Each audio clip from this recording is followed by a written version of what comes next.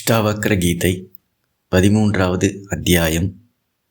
ஜனகர் இயல்பாம் சொரூப நிலையில் எவ்வித விகல்பமும் இன்றி இன்புறும் அனுபவத்தை உரைத்தல். இயல்பாம் சொரூப நிலையில் நிலைத்து இருந்து எந்தவித விகல்பமும் இன்றி இன்புறும் அனுபவத்தை உரைத்தல். அடுத்த பாடல். உண்மையில் நான் எதையும் செய்பவன் அல்லன் என்பதை நன்கு உணர்ந்து எப்போது எதை செய்ய நேருகின்றதோ அப்போது அதை செய்து இன்பமாயிருக்கிறேன். உண்மையில் நான் எதையும் செய்பவன் அல்லன் என்பதை நன்கு உணர்ந்து எப்போது எதை செய்ய நேருகின்றதோ அப்போது அதை செய்து இன்பமாய் இருக்கிறேன். தேக அபிமானம் உடைய யோகியருக்கே கர்மம், கர்ம நீக்கம், பந்தம் ஆகிய பாவனைகள். யோகமும் வியோகமும் எனக்கு இன்மையால் இன்பமாயிருக்கிறேன். தேக அபிமானம் உடைய யோகியருக்கே கர்மம், கர்ம நீக்கம், பந்தம் ஆகிய பாவனைகள். யோகமும் வியோகமும் எனக்கு இன்மையால் இன்பமாயிருக்கிறேன்.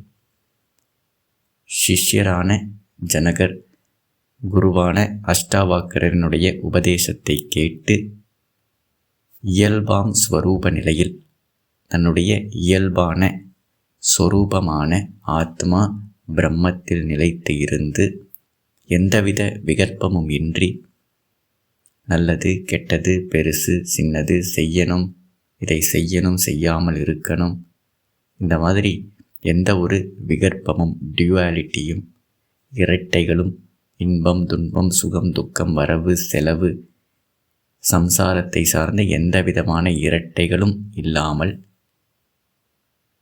சாந்தி நிம்மதி நிறைவு சுரூபத்தில் நிலைத்து இருந்து நான் இந்த நிறைவை அனுபவித்து கொண்டிருக்கிறேன் அப்படின்னு குருவுக்கு தன்னுடைய அனுபவத்தை உரைக்கிறார். அதில் உண்மையில் நான் எதையும் செய்பவன் அல்லன் என்பதை நன்கு உணர்ந்து எப்போது எதை செய்ய நேருகின்றதோ அப்போது அதை செய்து இன்பமாயிருக்கிறேன்.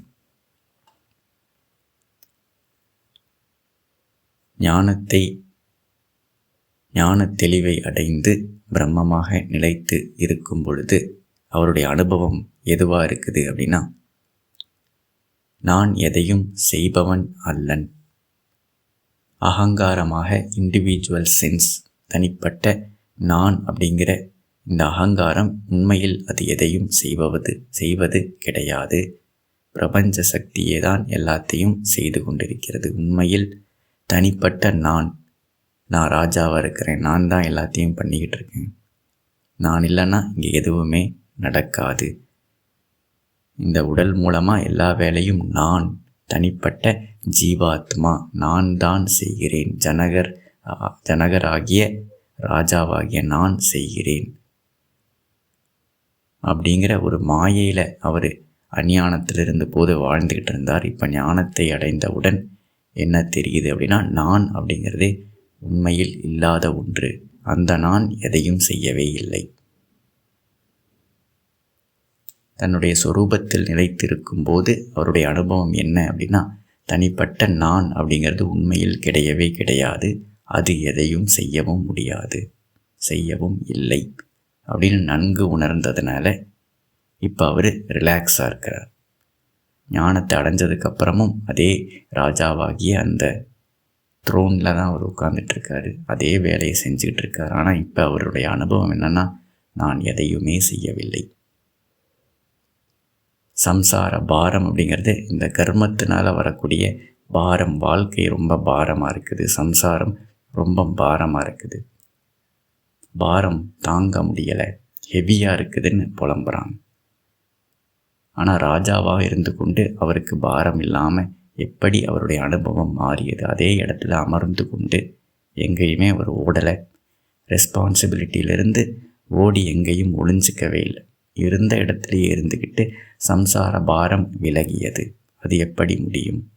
செவத்துலலாம் எழுதி வச்சிருக்கிறாங்க, பாரம் சுமக்கிறவர்களே இயேசு இளைப்பாறுதல் தருகிறார். இந்த சம்சார பாரத்தை நாம் எப்படி இறக்கி வைக்கிறது. எப்போ நமக்கு இளைப்பாறுதல் கிடைக்கும், எங்கே கிடைக்கும்? ஜனகருக்கு அது எப்படி கிடைத்தது? இருந்த இடத்திலேயே இருந்து கொண்டு, ராஜாவாக இருந்து கொண்டு, ஒரு அப்பாவாக இருந்து கொண்டு, ஒரு கணவராக இருந்து கொண்டு, எங்கேயுமே நகராமல் அவருக்கு எப்படி இளைப்பாறுதல் கிடைத்தது? எப்படி அவர் பாரத்தை இறக்கி வைத்தார் அப்படின்னா ஞானத்தினால. நான் தனிப்பட்ட ஜீவன் இல்லை, என்னுடைய சொரூபம் ஆத்மா, அது எந்த ஒரு வேலையும் செய்வதில்லை, அது நிறைவாக இருக்கிறது, அது ரிலாக்ஸ்டாக இருக்குது. அந்த சொரூப அதுதான் நான் அப்படின்னு தெளிந்து சிரவணம் மனனம் செய்து தெளிந்து அதில் நிதித்தியாசனத்தின் மூலமாக நிலைத்து இருக்கும்போது அவருக்கு இந்த இளைப்பாறுதல் கிடைக்கிறது. உடம்பு அப்படியே இருக்குது, நாடு அப்படியே இருக்குது, வெளியில் இருக்கிற என்விரான்மெண்ட் அப்படியே தான் இருக்குது, எதுவும் மாறலை. அவருடைய ரோல் பிளே டெய்லி காலையில் எழுந்திரிச்சு அந்த ரொட்டீன் வாழ்க்கை அப்படியே தான் இருக்குது. ஆனால் ஒரே ஒரு மாறுதல், நான் ராஜா கிடையாது, நான் ஆத்மா, நான் பிரம்மம் அப்படின்னு அவருடைய ஐடென்டிட்டி, நான் அப்படிங்கிறதுக்கான அடையாளம், டெஃபினிஷன், ஐடென்டிட்டி, அந்த இருப்பு நான்கிறது மாறிவிட்டது. ராஜாவாக இருந்த நான் ஆத்மாவாக நான் இருக்கிறேன். அப்படி இருக்கும்போது பாரம் அவர்கிட்ட இறங்கிருச்சு, பாரம் இல்லாமல் போச்சு, இளைப்பாறுதல் அவருக்கு கிடைச்சது. அடையாளத்தை, தன்னுடைய உண்மையான அடையாளம், சொரூப அடையாளத்தில் நிலைத்து இருந்ததனால் மட்டுமே அவருக்கு நிரந்தரமான இளைப்பாறுதல் கிடைத்துவிட்டது. இயேசு இளைப்பாறுதல் தருகிறார் அப்படின்னா கடவுள் இளைப்பாறுதல் தருகிறார் அப்படின்னா ஆத்மா இளைப்பாறுதல் தருகிறது, பிரம்மம் இளைப்பாறுதல் தருகிறது. நம்மளுடைய ஒரிஜினல் நேச்சர் சொரூபத்தில் நாம் நிலைத்து இருந்தோமானால் நம்மளுடைய அனுபவம் எப்படி இருக்கும்னா, நாம் எதுவுமே செய்யாமல் ரிலாக்ஸ்டாக இருக்கிற மாதிரி நம்மளுடைய அனுபவம் மாறும். ஆனால் உலகத்தில் ஆக்டிவிட்டீஸ் பிராப்தத்துப்படி என்னென்ன நடக்கணுமோ அதெல்லாம் நடக்கும். உடம்பில் என்னென்ன வியாதி வரணுமோ எல்லாம் வரும். அகங்காரம் என்னென்ன பண்ணணுமோ எல்லாமே பண்ணிக்கிட்டு இருக்கும். லாபம், நஷ்டம், இன்பம், துன்பம், சுகம், துக்கம், பிராப்தத்துப்படி எது வரணுமோ எல்லாமே வரும். ஆனால் நம்மளுடைய அனுபவத்தில் எதுவுமே நடக்காத மாதிரி இருக்கும். அனுபவம் மட்டுமே மாறும்.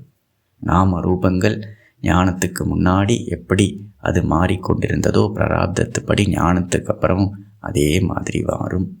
ஆனால் நம்மளுடைய அனுபவத்தில் என்ன இருக்கும் அப்படின்னா நிம்மதி, நிறைவு, எதுவுமே நடக்காத மாதிரி தான் நம்மளுடைய அனுபவம் மட்டுமே மாறும். எப்படி ஆழ்நிலை தூக்கத்தில் உலகம் நாம் தூங்கிட்டு இருக்கும்போது உலகத்தில் எல்லாம் நடந்துட்டு தான் இருக்குது, உடம்பு ஹார்ட்டு துடிச்சிட்டு தான் இருக்குது, மூச்சு விட்டுட்டு தான் இருக்குது, எல்லாமே இருக்குது. ஆனால் ஆழ்நிலை தூக்கத்தில் நம்மளுடைய அனுபவம் என்னவாக இருக்குன்னா ஒன்றுமே இல்லை, ஒன்றுமே நடக்கலை. 4 மணி நேரம் ஆழ்நிலை தூக்கத்தில் நாம் தூங்கிட்டு இருந்தோம், நம்மளுடைய அனுபவம் என்ன? எதுவுமே நடக்கலை. டைமே இல்லாதது தான் நம்மளுடைய அனுபவமாக இருக்குது. அப்போ இதிலிருந்து என்ன தெரியுது அப்படின்னா, எங்கே நம்மளுடைய அடையாளம் இருக்கிறதோ அதுதான் நம்மளுடைய அனுபவம், அதுதான் நம்முடைய உலகம். நம்ம அடையாளத்தை எங்கே வைக்கிறோமோ, எந்த டைமென்ஷனில் வைக்கிறோமோ அதுதான் நம்முடைய உலகம், அதுதான் நம்முடைய அனுபவமாக இருக்கும். எப்படி தேட்டரில் உட்காந்துக்கிட்டு படம் பார்க்கும்போது அந்த திரையில் த்ரில்லிங்கான சீன் வரும், சேசிங் சீன் வரும், ட்விஸ்ட்டு வரும், எக்ஸைட்மெண்ட் வரும், துக்கம் வரும், மாறி மாறி வந்துக்கிட்டே இருக்கும். தேட்டரில் உட்காந்துக்கிட்டு படம் பார்க்குறவர் எந்த அளவுக்கு அந்த திரையில் தெரியக்கூடிய கதாபாத்திரத்து கூட, கேரக்டர் கூட ஐடென்டிஃபை பண்ணிக்கிறாரோ, தன்னை மறந்து ஆழ்ந்து அந்த கேரக்டராகவே மாறி நாம் படம் பார்க்குறோமோ அந்த அளவுக்கு நாமளே அதை செய்கிற மாதிரி இருக்கும். நாமளே வில்லனை துரத்திட்டு போகிற மாதிரி இருக்கும். த்ரில்லிங்கான சீன் வரும்போது நாம் இந்த சேரனுடைய டிப்பில் வந்து உட்காந்துக்குவோம். ஹீரோ ஜெயிச்சிட்டார் அப்படின்னா நமக்கே நாமளே ஜெயித்த மாதிரி ஒரு அனுபவம், நான் செய்தது போல ஒரு அனுபவம், என்னை துரத்துகிறார்கள் அப்படிங்கிற ஒரு அனுபவம், என்னை ஏமாற்றிட்டாங்க.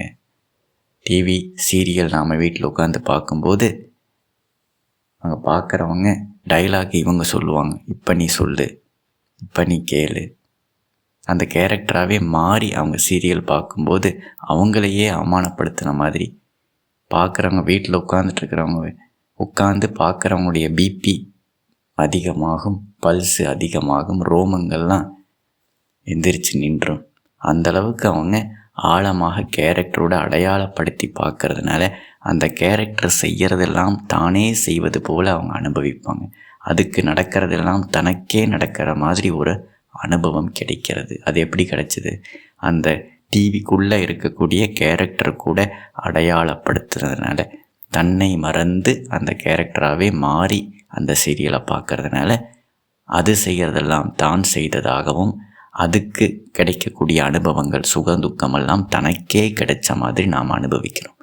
இப்படித்தான் நமக்கு ரசம் கிடைக்குது, அனுபவம். அதுக்கு தான் நம்ம படத்துக்கு போகிறோம், அதுக்கு தான் நம்ம சீரியலை பார்க்குறோம். இந்த அனுபவங்கள் எனக்கு நடக்கணும், எனக்கு நடக்கிற மாதிரி எனக்கு ஃபீல் ஆகணும். அப்போ தான் அந்த சீரியலோ அந்த படமோ சக்ஸஸ்ஃபுல்லான படம்னு சொல்ல முடியும். எந்த அளவுக்கு பார்க்குறவங்க அந்த கேரக்டர் கூட அடையாளப்படுத்த முடியணும், அடையாளப்படுத்தி அந்த அனுபவங்கள்லாம் பார்க்குறவங்களுக்கு கிடைக்கணும். எக்ஸைட்மெண்ட், சுகம், துக்கம், சிரிப்பு, இதையெல்லாம் பார்க்குறவங்களுக்குள்ளேயும் தூண்டி விடணும், அவங்கள மறக்க வைக்கணும். அதுதான் சக்ஸஸ்ஃபுல்லான ஒரு படம், ஒரு சீரியல், நாடகம். அந்த மாதிரி ஆத்மாவாகிய நாம, பிரம்மமாகிய நாம நிறைவாக என்றென்றும் இருந்து கொண்டிருக்கக்கூடிய பிரம்மமாகிய நாம தன்னை மறந்து வெறும் ஒரு அப்பியரன்ஸ் இல்லாத ஒரு கற்பனையான ஜீவாத்மா நான் அப்படின்னு அடையாளப்படுத்தும் பொழுது, இந்த உடல், மனம், அகங்காரத்தை கூட அடையாளப்படுத்தும் போது அதுக்கு நடக்கிறதெல்லாம் தனக்கே நடக்கிறது போல, அது செய்வதெல்லாம் நான் செய்வது போல நமக்கு அனுபவம் இருக்கிறது. இப்போ அதே படத்தை, அதே சீரியலை கேரக்டர் கூட ஐடென்டிஃபை பண்ணாமல் சும்மா பாப்கார்ன் சாப்பிட்டுட்டு பார்த்துக்கிட்டு இருந்தோம். எந்த கேரக்டர் கூட ஐடென்டிஃபை பண்ணாமல் பார்த்தா நமக்கு எந்த எக்ஸைட்மெண்ட்டும் இருக்காது, துக்கமும் இருக்காது. அந்த மாதிரி ஞானியானவர் ஆத்மாவாக நிறைவாக நிலைத்து இருந்து இந்த உடல், மனம், அகங்காரம், ஜனகர் ஆத்மனிஷ்டையில் இருந்து கொண்டு உடல், மனம், அகங்காரத்தை கூட அடையாளப்படுத்தாமல் நான் ஆத்மா, பிரம்மம், நான் இந்த தனிப்பட்ட ஜீவனோ உடலோ மனமோ கிடையாது, என்னுடைய சுரூபம் ஆத்மான்னு ஐடென்டிட்டியை சரியாக வச்சதுனால அந்த படம் ஓடிக்கிட்டே இருக்குது. பிராரப்தத்துப்படி என்னென்ன நடக்கணுமோ ஓடிக்கிட்டே இருக்குது. ஆனால் அது பாதிக்காமல் இருக்குது. அவருக்கு நான் செய்வது போல அனுபவம் இல்லை, நான் அனுபவிப்பவன் போல அனுபவம் இல்லை. இப்போ இப்படி உள்கடந்து தான் நம்ம இளைப்பாற முடியும். அதுதான் கடவுள். அகங்காரம் ஜீவாத்மா நான் அல்ல, என்னுடைய ஸ்வரூபம் பரமாத்மா, நான் பிரம்மம். உள்கடந்து ஒரு ஸ்டெப்பு உள்கடந்து போகும் பொழுது நமக்கு இளைப்பாறுதல் கிடைக்கும். அந்த திரையில் போய் உட்காராமல் திரையில் தெரியக்கூடிய கேரக்டர் மேலே ஏறி உட்காந்துக்கிட்டு இதுதான் நானும் அடையாளப்படுத்தாமல் இறங்கி சீட்டுக்கு வரணும். நமக்குள்ளேயே நம்ம திரும்பணும். அதுதான் உள்கடந்து ஸ்க்ரீனில் இருந்து சேருக்கு திரும்பணும், அகங்காரத்திலிருந்து ஆத்மாவுக்கு திரும்பணும். இதுதான் கடவுள். கடவுள் தரிசனம் பண்ணால் உங்களுக்கு முக்தி கிடைக்கும், உங்களுக்கு நிறைவு கிடைக்கும், இளைப்பாறுதல் கிடைக்கும். அது உண்மை. அந்த கடவுள் வெளியில் ஏதோ ஒரு கல்லில் கிடையாது, வெளியில் தெரிய போகிறது கிடையாது. அது எனக்குள்ளே இருக்கக்கூடிய ஸ்வரூபம். அந்த ஸ்வரூபத்தை நான் தரிசனம் செய்து அதில் நான் நிலைத்து இருந்தேன்னா எப்படி ஜனகருக்கு இளைப்பாறுதல் கிடைத்ததோ அதே மாதிரி நமக்கும் கிடைக்கும். இதை தவிர வேறு எந்த வழியுமே கிடையாது. அகங்காரமாக இருந்துக்கிட்டு நாம் எங்கே ஓடி ஒளிஞ்சாலும் நான் சந்நியாசத்தை வாங்கிக்கிறேங்க, சந்நியாச வாழ்க்கைக்கு போயிடுறேன், எனக்கு இந்த குடும்ப வாழ்க்கை வேண்டாம் அப்படின்னு எங்கே ஓடினாலும் அகங்காரமாக இருந்து கொண்டு நாம் எங்கே ஓடினாலும் இளைப்பாறுதல் கிடைக்காது. எந்த குகைக்குள்ளே போய் ஒளிஞ்சுக்கிட்டாலும் அங்கேயும் நமக்கு சம்சாரம், பாரம் இருக்கும், அனுபவம் இருக்கும். ஆத்மாவில் மட்டும்தான் இளைப்பாறுதல் நமக்கு கிடைக்கும். அகங்காரமாக இருந்து கொண்டு எங்கே ஓடினாலும் இந்த உலகத்தில் சாந்தி கிடைக்காது. எங்கே நிம்மதி நிம்மதி என்று தேடி பார்த்தேன், அது எங்கேயும் இல்லை. ஒரு ரிலாக்ஸ்டு எக்ஸிஸ்டன்ஸ் அனுபவம் கிடைக்குன்னு இந்த உலகத்தில் எங்கே ஓடி பார்த்தாலும், வீட்டை விட்டு ஆசிரமத்துக்கு போனால் அங்கே நாடு புதுசான பிரச்சனை, எங்கேயாவது குகைக்கு போயிடலான்னா அங்கே பல பிரச்சனைகள் நமக்கு வரும். எங்கே நிம்மதி? எங்கேயும் கிடைக்காது. ஆத்மாவில் மட்டும்தான் நிம்மதி. ஆத்மாவில் இருந்து கொண்டு எல்லாமே பிரம்மமயமாக தெரியும் போது ஏக ரசம், நான் மட்டுமே இருக்கிறேன் அப்படிங்கிற அந்த அனுபவத்தில் மட்டும்தான் நமக்கு நிம்மதி, சாந்தி, நிறைவு கிடைக்கும். இதை தவிர வேறு எந்த வழியுமே கிடையாது. உண்மையில் நான் எதையும் செய்பவன் அல்லன் என்பதை நன்கு உணர்ந்து எப்போது எதை செய்ய நேருகின்றதோ அப்போது அதை செய்து இன்பமாய் இருக்கிறேன்.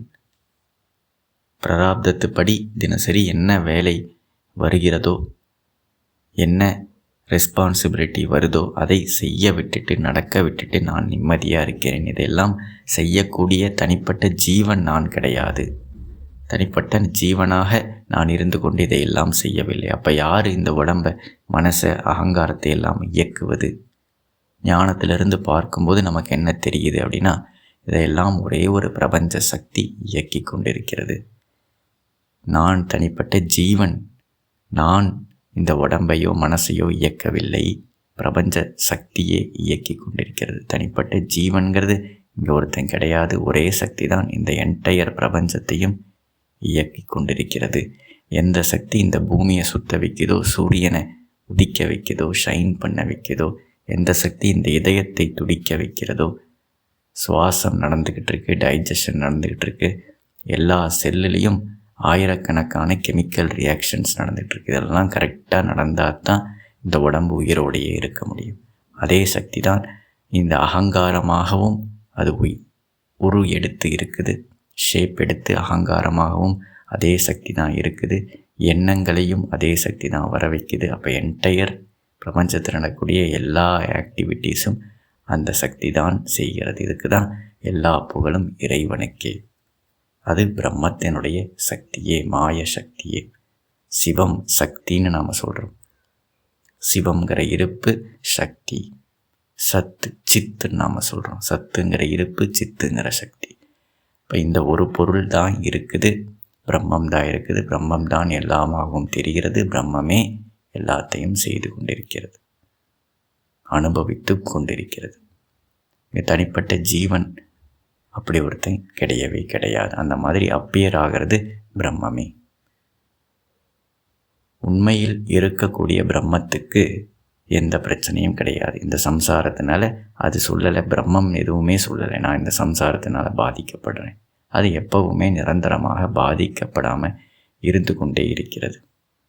எப்படி படம் பார்க்குறவங்க, தேட்டரில் உட்காந்து படம் பார்க்குறவங்க உண்மையில் அந்த திரையில் நடக்கக்கூடியதுனால பாதிக்கப்படாமல் தான் இருக்கிறாங்க.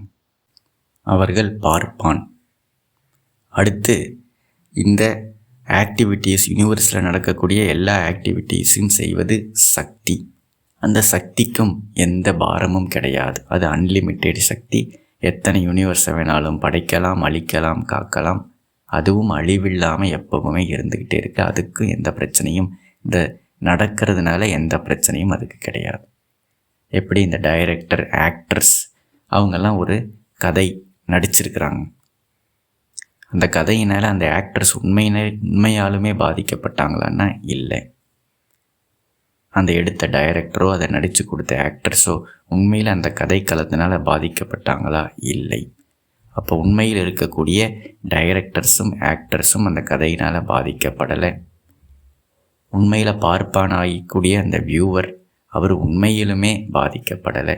அப்போ அந்த கதை களத்தினால யார் எக்ஸைட் ஆகிறா, யார் துக்கப்படுறா அப்படின்னா இல்லாத ஒரு ரோல். அந்த வில்லனால் யார் பாதிக்கப்படுறா? இல்லாத ஒரு ஹீரோ. இல்லாத வில்லனால் இல்லாத ஹீரோ பாதிக்கப்படுறாரு. அதை இல்லாத பார்ப்பானாக தன்னை மறந்து அந்த ஹீரோவாகவே மாறினதுனால, இல்லாத ஹீரோவாக நான் அடையாளப்படுத்துறதுனால தான் நான் பாதிக்கப்படுறேன். அப்போ உண்மையில் இருக்கிறது எதுவுமே பாதிக்கப்படலை. இல்லாத ஒரு கற்பனையான பாவனை செய்யப்பட்ட ஒரு ரோல் தான் இந்த கதைக்களத்தினால பாதிக்கப்படுது. இதுதான் ஞான தெளிவு. சிவம் பாதிக்கப்படலை, சக்தி பாதிக்கப்படலை. இந்த பிரபஞ்சத்தினால் பாதிக்கப்படக்கூடியவன் ஜீவன். அவன் உண்மையில் இல்லாதவன். வெறும் தெரியக்கூடியது, பாவனையினால் இருக்கக்கூடியது, கற்பனையினால் இருக்கக்கூடியது. இதைத்தான் நம்ம சிரவண மனனம் நிதித்தியாசனத்தின் மூலமாக தெளிவு செய்கிறோம், தெளிவாக பார்க்குறோம். உண்மையில் இருக்கிறது இருக்கிறபடிக்கு இருக்குது. அது எந்த பாதிப்புமே அடையலை, எந்த பந்தத்திலையும் அது கிடையாது. உண்மையில் இருக்கிறது ஆத்மா பிரம்மம். அது எப்பவுமே பந்தப்படவே இல்லை. இங்கே பந்தப்பட்டவன் அப்படிங்கிறவன் அப்படி ஒருத்தன் கிடையவே கிடையாதுன்னு பார்த்தா எந்த ஒரு ஆன்மீக பயிற்சியுமே தேவையில்லை. ஏன்னா உண்மையை இருக்கிறபடிக்கு பார்த்தா அது எப்பவுமே பந்தப்படாமல் இருந்து கொண்டே இருக்கிறது. பந்தப்படுத்துறதுக்கு அதை தவிர வேறொரு பொருளே கிடையாது. இதை தெளிவாக சிரவணம் மாத்திரத்தில் நம்ம தெளிவாக பார்க்க முடிஞ்சிச்சு அப்படின்னா அதுக்கப்புறம் அடுத்த ஸ்டெப்பு ஒன்றும் கிடையாது. ப்ராக்டிஸ் பண்ணுறதுக்கு ஒன்றும் கிடையாது. அப்போ ஜனகர் என்ன சொல்கிறார்? உண்மையில் செய்பவன் நான் அல்ல, தனிப்பட்ட ஜீவன். நான் தான் இதையெல்லாம் செஞ்சுக்கிட்டு இருந்தேன்னு நினச்சிட்டு இருந்தேன். இப்போ எனக்கு தெரியுது அது நான் அல்ல, பிரபஞ்ச சக்தியே நடத்தி கொண்டிருக்கிறது. சரி, அது நடத்திட்டு போகட்டும். என்னுடைய சொரூபம் அது நான் அல்லன்னா அப்போ உண்மையான நான் என்ன? ஜீவாத்மா நான் அல்ல அப்படின்னா அப்புறம் உண்மையான நான் என்னன்னா நான் பிரம்மம், ஆத்மா. அது எப்பவுமே நிறைவாக என்றென்றும் இருந்து கொண்டே இருக்கிறது. நடக்கிற விஷயத்தினால பாதிக்கப்படாமல் இருக்கு. தேட்டரில் உட்காந்துக்கிட்டு இருக்கிற நான் திரையில் இருக்கக்கூடிய விஷயத்தினால உண்மையில் பாதிக்கப்படலை. ஹீரோவை யாரோ அடிக்கிறாங்கன்னா எனக்கு ரத்தம் வராது அப்படின்னா என்ன அர்த்தம்? உண்மையில் நான் பாதிக்கப்படாமல் தான் இருந்து கொண்டிருக்கிறேன். நடக்கிறதுக்கும் எனக்கும் எந்த சம்பந்தமும் கிடையாது. அப்படித்தான் ஞானிகளுக்கு, ஆத்மனிஷ்டில் இருக்கக்கூடிய ஞானிகளுக்கு இந்த உலகத்தில் நடக்கக்கூடிய பிராரப்தத்துப்படி நடக்கக்கூடிய விஷயங்கள் என்னை பாதிக்காமல் இருக்கிறது. அதனால் என்ன வேணால் நடந்துட்டு போகட்டும். நான் அந்த மூவியை ஆஃப் பண்ணணும்னு நினைக்கல, கதையை மாற்றணும்னு நினைக்கல. எனக்கு ஆசையும் கிடையாது, விருப்பும் கிடையாது, வெறுப்பும் கிடையாது. அதனால் என்ன வேணால் நடந்துட்டு போட்டும், நான் பாதிக்கப்படாத ஆத்மாவாக எதையும் செய்யாமல் எப்படி என்னுடைய அனுபவம் எதையும் செய்யாதவன் போல நிறைவாக இருக்கிறது. அதனால் இந்த உடம்பு, மனசு, அகங்காரம், ரோல் பிளே என்ன வேணாலும் பிராரப்தத்துப்படி நடந்துட்டு போட்டும். அப்படின்னா என்ன அர்த்தம்? இந்த சம்சாரத்தினுடைய பாரம் இஸ் டைரக்ட்லி ப்ரொபோர்ஷனல் டு ஜீவாத்ம பாவம், ஐடென்டிட்டி. தேட்டரில் படம் பார்க்குறவர் எந்த அளவுக்கு அந்த கேரக்டர் கூட அடையாளப்படுத்திக்கிறாளோ அதுக்கு டைரக்டாக ப்ரொபோர்ஷனலாக அந்த கதை அவரை பாதிக்கும். என்னுடைய அஞ்ஞானம், தனிப்பட்ட ஜீவன் நான் தான் எல்லாம் செய்து கொண்டிருக்கிறேன் அப்படிங்கிற அந்த அஞ்ஞானம் எந்த அளவுக்கு சாலிடாக, எந்த அளவுக்கு ஹெவியாக இருக்குதோ அதுக்கு டைரக்ட்லி ப்ரொபோர்ஷனலாக என்னுடைய சம்சாரம் பாரமாக இருக்கும். ஒரு ரொம்ப அகங்காரமாக அஞ்ஞானத்தில் நான் தனிப்பட்ட ஜீவன் ரொம்ப சாலிட் அகங்காரமாக நாம் இருந்துக்கிட்டு இருக்கும்போது நம்மளுடைய வாழ்க்கை ரொம்ப பாரமாக ஃபீல் ஆகும். ஃபிசிக்கலாக நாம் எதுவும் செய்யலைன்னா கூட, சும்மா உட்கார்ந்துட்டு இருந்தால் கூட நமக்கு பாரமாக இருக்கும். இப்படித்தான் வயசானவங்க, ரிட்டையர்ட் ஆனவங்கலாம் அவங்களுக்கு எந்த ரெஸ்பான்சிபிலிட்டியுமே இருக்காது. ஆனாலும் அவங்கள பார்த்தா ரொம்ப டிப்ரெஸ்டாக இருப்பாங்க. எனக்கு அது அவ்வளோ ரெஸ்பான்சிபிலிட்டி இருக்குது, இவங்கெல்லாம் என்ன ஆவாங்களோ, இவங்கள பற்றி எனக்கு கவலை இருக்குது, அவங்களுடைய ஃப்யூச்சரை பற்றி எனக்கு கவலை இருக்குது. உண்மையில் அவங்க எதுவுமே செய்யலைனா கூட அவங்க துக்கத்தில் வாழ்ந்துக்கிட்டு இருப்பாங்க. எல்லா ரெஸ்பான்சிபிலிட்டியும் முடிஞ்சிச்சு. ஆனாலும் அவங்க வாழ்க்கை எதுக்கு இவ்வளவு பாரமாக அவங்க ஃபீல் பண்ணுறாங்க அப்படின்னா அகங்காரமாக இருக்கிறதுனால தான். 80 வயசு அகங்காரம் வளர்ந்துருக்கு. அந்த அகங்காரமாக இருந்துக்கிட்டு எதுவுமே செய்யலைனா கூட, ஃபிசிக்கலாக நாம் எதுவுமே செய்யலைனா கூட வாழ்க்கை நமக்கு பாரமாக ஃபீல் ஆகும். அதே இடத்துல எத்தனையோ வேலைகளை ராஜாவாக கூட இருந்து கொண்டு அத்தனை ரெஸ்பான்சிபிலிட்டியும் நாம் பண்ணால் கூட நாம் எதுவுமே பண்ணாத மாதிரி ஒரு அனுபவம் ஜனகருக்கு இருக்குது. ஏன்னா அங்கே அகங்காரம் இல்லை, நான் தனிப்பட்ட ஜீவன்கிற பாவனை இல்லை, நான் ஆத்மா பிரம்மங்கிற அந்த ஸ்வரூபத்தில் நிலைத்திருந்ததுனால ஈவன் தோ ஃபிசிக்கலாக, மென்டலாக ரோல் பிளேயும் பண்ணும்போது, அகங்காரமாக ரோல் பிளே பண்ணிக்கிட்டு இருக்கும்போது கூட அவர் ரிலாக்ஸ்டாக ஒரு ரிட்டையர்டு லைஃப், அல்டிமேட் ரிலாக்ஸேஷன். இறந்த பின்னே வரும் அமைதி, பிறக்கும் முன்னே இருந்த உள்ளம், இறந்த பின்னே வரும் அமைதி. எல்லாம் முடிஞ்சதுக்கப்புறம் எப்படி இருக்குமோ அந்த அனுபவம் எல்லாம் இருக்கும் பொழுதும், நடந்து கொண்டு இருக்கும் போதும் அவருக்கு இருக்குது. ஏன்னா அங்கே அவர் உண்மையில் நிலைத்திருந்ததுனால ஈவன் தோ ஃபிசிக்கல் ஆக்டிவிட்டி நிறையா இருந்தாலும், ராஜாவாக கூட இருந்தாலும் அவருக்கு சம்சார பாரம் கிடையாது. அதுக்கு ஆப்போசிட்டாக பார்த்தா, ஒன்றுமே செய்யாமல் வீட்டில் சும்மா உட்காந்துட்டு இருந்தாலும் அகங்காரமாக இருக்கும் பொழுது வாழ்க்கை பாரமாக தெரிகிறது. இப்போ இதிலிருந்து என்ன தெரியுது?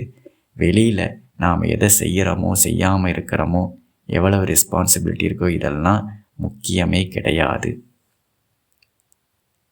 நான் ஆத்மாவாக நிலைத்திருக்கிறேனா, அந்த தெளிவில், ஞான தெளிவில் இருக்கிறேனா, இல்லை அகங்காரமாக என்னை கற்பனை பண்ணிகிட்டு இருக்கிறேனா, இதுதான் நம்மளுடைய சம்சார பாரத்தை தீர்மானிக்கக்கூடிய only factor. One of the factor கிடையாது, ஒன்லி ஃபேக்டர். அதனால் இதை மாற்றாத வரைக்கும் வெளியில் எதை மாற்றினாலும் நமக்கு இளைப்பாறுதல் கிடைக்காது. இப்போ நான் இளைப்பாற வேண்டும், விடுதலை அடைய வேண்டும், நிம்மதியை அடைய வேண்டும்னா வெளியில் நாம் எங்கிருந்தோம் எதை பார்த்தும் பயந்து ஓட தேவையில்லை, எதையும் மாற்ற தேவையில்லை. இந்த ஸ்வரூபத்தில் நாம் நிலைத்திருக்கணும், உண்மையான நிலையில் நாம் நிலைத்திருக்கணும். ஸ்க்ரீனில் ஓடக்கூடிய கதையினால் நான் பாதிக்கப்படாமல் இருக்கணும், எனக்கு எக்ஸைட்மெண்ட்டு, துக்கம் இதெல்லாம் எதுவும் வேண்டாம் அப்படின்னா இருக்கும் இடத்தில் நான் இருக்கணும். கேரக்டர் கூட அடையாளப்படுத்தாமல் வெறும் பார்ப்பானாக என்னுடைய சேரில் நான் இருக்கணும். அப்படி நான் இருந்துக்கிட்டு இருந்தேன்னா கதை என்ன வேணாலும் ஓடட்டும். அது ட்ராஜிக்கல் ஸ்டோரியாக இருக்கட்டும், காமெடியாக இருக்கட்டும், ரொமான்டிக் ஸ்டோரியாக இருக்கட்டும், ஹொரர் ஸ்டோரியாக இருக்கட்டும், எப்படி இருந்தாலும் நான் எந்த கேரக்டர் கூட அடையாளம் படுத்தாமல் சும்மா இருந்தேன் அப்படின்னா, நான் நானாக இருந்தேன், என்னை மறக்காமல் இருந்தேன் அப்படின்னா அது என்னை பாதிக்காது. எப்படி வேணாலும் கதை ஓடிட்டு போகும். நான் ஆத்மாவாக பிரம்மமாக என்னை மறக்காமல் நான் இருந்தேன், ஜீவாத்மா நானும் கற்பனை பண்ணாமல் இருந்தேன் அப்படின்னா என் வாழ்க்கையில் பிராரத்தத்துப்படி என்ன வேணாலும் ஓடிட்டு போகட்டும், அது என்னை பாதிக்காது. இதுதான் ஜீவன் முக்தி. தேட்டரில் படம் ஓடிக்கிட்டு இருக்கும்போதே, நான் பார்த்துக்கிட்டு இருக்கும்போதே அதனால் பாதிக்கப்படாமல் இருக்கிறேன். தேட்டரில் படமே ஓடலை, படத்தை நிறுத்திட்டாங்க, இப்போ நான் பாதிக்கப்படாமல் இருக்கேன். அது இயற்கைப்படி எல்லாருமே இருக்கலாம். ஆனால் படம் ஓடிக்கிட்டு இருக்கும்போதே அதை பார்த்து நான் டிஸ்டர்ப் ஆகாமல் இருக்கிறேன்னா, நான் அடையாளப்படுத்தாமல் நான் நானாக இருந்து கொண்டு பார்க்கறதுனால தான் அது முடியும். இதுக்கு ஞான தெளிவு வேண்டும். ஜீவனாக இருக்கும் பொழுதே, உடல் மனம் அகங்காரமாக நான் ரோல் பிளே பண்ணிக்கிட்டு இருக்கும்போதே, ராஜாவாக நான் இருந்து கொண்டு இருக்கும்போதே அதனால் பாதிக்கப்படாமல் இருக்கணும்னா ஞான தெளிவு வேணும்.